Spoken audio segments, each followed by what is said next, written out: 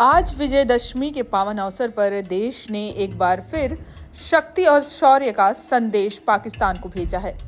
रक्षा मंत्री राजनाथ सिंह ने भुज एयरबेस पर जवानों को संबोधित करते हुए पड़ोसी मुल्क पाकिस्तान को कड़ी चेतावनी दी। उनका कहना था कि अगर पाकिस्तान ने सरक्रीट इलाके में कोई भी हिमाकत की तो भारत ऐसा जवाब देगा कि पाकिस्तान का इतिहास और भूगोल दोनों बदल जाएंगे। ये सिर्फ चेतावनी नहीं बल्कि 1965 की जंग की याद भी दिलाई गई, जब भारतीय सेना लाहौर तक पहुंच गई थी। रक्षा मंत्री का ये संबोधन विजयदशमी के मौके पर हुआ, जब पूरा देश बुराई पर अच्छाई की जीत का पर्व मना रहा था। राजनाथ सिंह ने कहा, सरक्रीट को लेकर पाकिस्तान बार बार विवाद खड़ा करता है।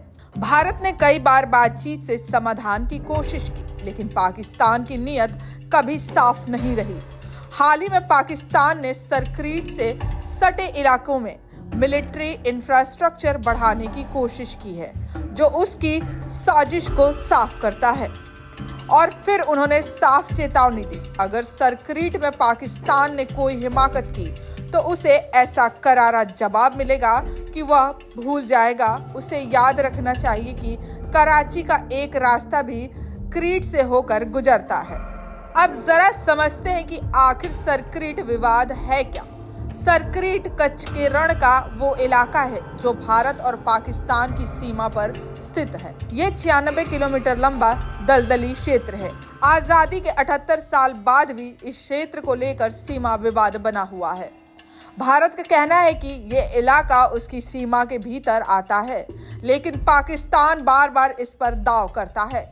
यही वजह है यहाँ हरकतें और उकसाने वाली गतिविधियां होती रहती हैं। रक्षा मंत्री ने अपने संबोधन में हाल ही के ऑपरेशन सिंदूर का भी जिक्र किया। उन्होंने बताया कि पाकिस्तान ने लेह से लेकर सरक्रीट तक भारत के डिफेंस सिस्टम को भेदने की नाकाम कोशिश की थी। पाकिस्तानी सेना ने एयर डिफेंस सिस्टम को एक्टिवेट किया, लेकिन भारत की सेनाओं ने जवाबी कार्रवाई करते हुए उनका पूरा एयर डिफेंस नेटवर्क एक्सपोज कर दिया। यानी पाकिस्तान की चाल वही धरी की धरी रह गई और भारत ने यह संदेश साफ दिया कि अगर पाकिस्तान कुछ करेगा तो भारत भी किसी मोर्चे पर उससे 10 कदम आगे खड़ा मिलेगा। राजनाथ सिंह ने अपने संबोधन में ये भी कहा कि भारत सेनाओं के पास ताकत की कोई कमी नहीं है।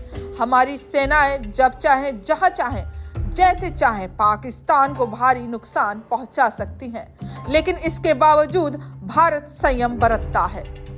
उन्होंने ये भी साफ किया कि ऑपरेशन सिंदूर का मकसद पाकिस्तान के साथ जंग छेड़ना नहीं था, बल्कि आतंकवाद के खिलाफ कड़ा संदेश था।